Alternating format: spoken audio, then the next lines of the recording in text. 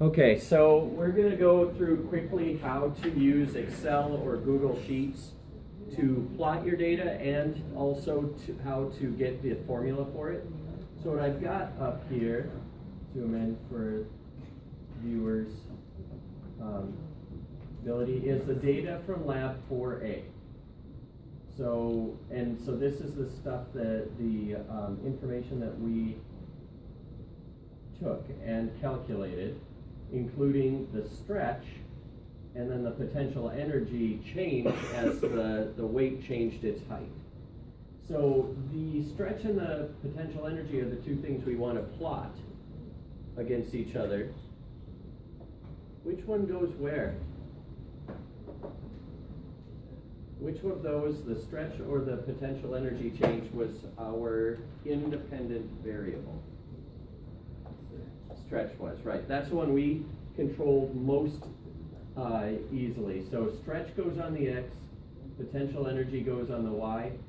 When you're plotting in a spreadsheet like this, some things to keep in mind is that the numbers cannot have letters after them.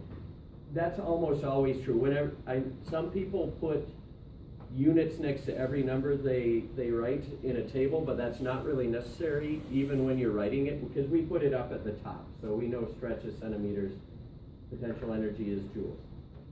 So we don't have to do that, and in a program like this, you can't. It will not be understood. But what we want to do is highlight with the X column on the left and the Y column on the right. That's what it's going to expect. In Excel, we go up to Insert, and we almost always do a scatter plot, which is this last type. And we're just going to do it without any lines in there, because we don't want connecting lines. We're going to add a best fit trend. We could go in, I think over here. No, it won't let me do that. And we can add various axes. I should be able to do that right away, but there.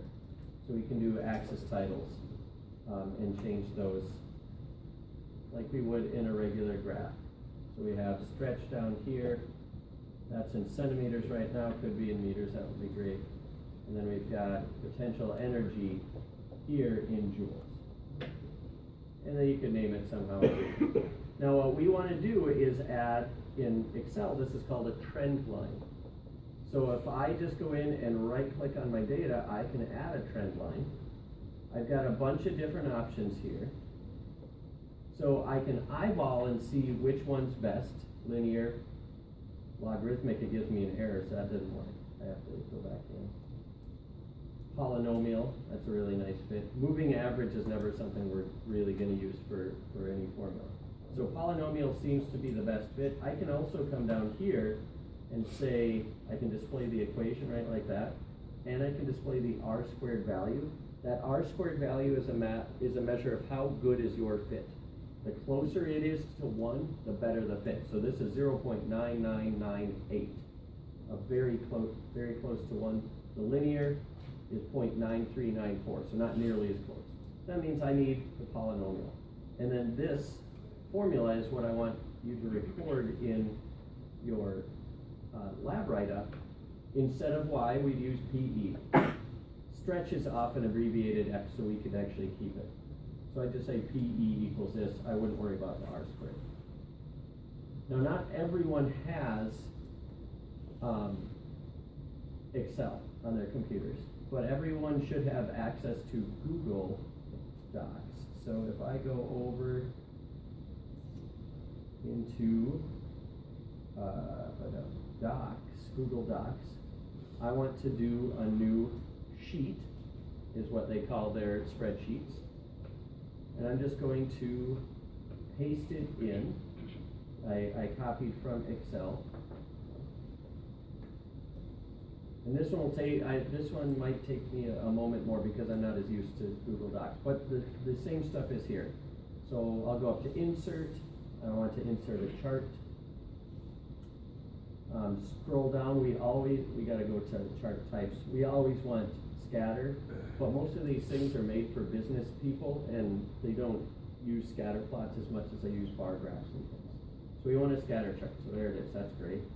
And I'm going to, let's see, I could customize it so I could add, I could change the title, axis labels, that sort of thing. So I can change all that right away. But I'm not going to, I already did that last time. So here, I think we do the same thing. We want to, no, we're going to get this, so that's why I'm going to take just a moment. Maybe advanced edit. Probably could have done it right away from this. If I go down, I can add trend line. So I should have just scrolled down. And I can make that linear. Or I could make it exponential, which I know won't work. I can show the R² value again, which is right over here, and then the label, I can use the equation. So this shows the equation and the R² value. It's the same values that Excel calculated. And then I can try different types, polynomial, hey, that fits a lot better, and I get the same values right there. Okay.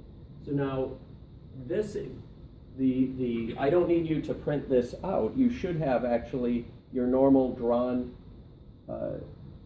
and titled and everything graph in your notebook, but that's how you can get the formula that is a required part of that lab. So please update those, get those in as soon as you can, and then I will still score them.